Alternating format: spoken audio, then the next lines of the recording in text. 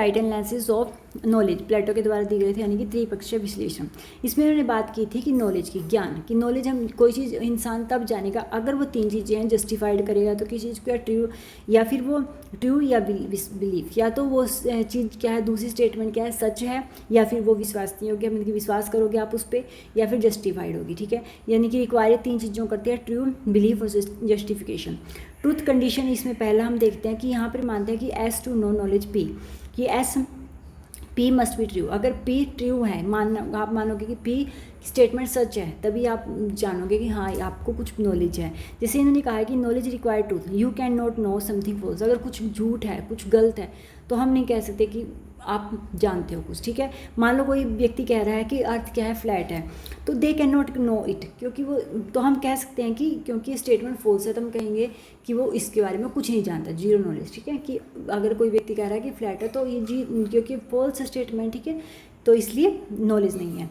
Second है B, belief condition, तो यानी कि नॉलेज या फिर नो कि वो कुछ नहीं जानता। बिलीफ कंडीशन यहाँ पे क्या है कि बिलीव करना पड़ेगा कि दूसरी स्टेटमेंट सही है। For S to know P, ठीक है, एस जानेगा पी को, P S must believe that P is true, S ये बिलीव करेगा कि पी क्या है, ट्रू है। यानी knowledge required, if you don't know, don't even believe it, you can not be said to know it. अगर आप विश्वास ही नहीं करोगे तो आप नहीं जानोगे कि आपको कुछ पता है। ठीक है, मान लो एग्जाम्पल है, जैसे if you do not believe water boils of 100 degree Celsius. अगर आप ये नहीं मानोगे, आप विश्वास ही नहीं करोगे, किसी ने आपको कहा कि 100 डिग्री सेल्सियस पे बॉयल होएगा वाटर, ठीक है, बॉयल होता है, तो you don't know if even if it is true, तो ये वास्तव में ये सच ये क्या है, स्टेटमेंट सही है, लेकिन आपको ये विश्वास भी करना। अगर आप विश्वास ही नहीं करोगे कि 100 डिग्री, आप कहोगे नहीं 100 डिग्री सेल्सियस पे नहीं होता, दूसरा इंसान क्या कर लेगा, चाहे वो कितने ही स्टेटमेंट सही हो। तो सेकंड इसकी रिक्वायरमेंट है कि नॉलेज के लिए क्या, नो, अगर हमें कुछ जानना है तो हमें विश्वास भी करना पड़ेगा।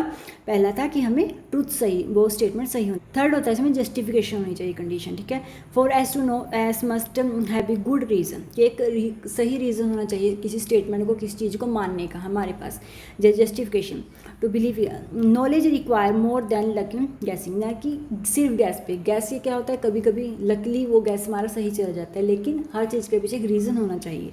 एग्जाम्पल है, इफ़ यू गैस, अगर आपने गैस कर लिया कि देर आर, यहाँ पर 50 मार्बल है, जार में 50 मार्बल पड़े हैं, और ये क्या हो गया, वास्तव में सत्य हो गया सिर्फ आपके गैस की वजह से, लेकिन it is just a lucky gas, ये सिर्फ एक आपका लक्की गैस था। जस्टिफिकेशन लॉजिकल एविडेंस होनी चाहिए, रीजनिंग और रिलायबल मेथड होना चाहिए, लेकिन ये मानते हैं कि लॉजिकल एविडेंस होना चाहिए, रीजनिंग होनी चाहिए, रिलायबल मेथड होनी चाहिए, जिससे हम मान सकें कि स्टेटमेंट सही है।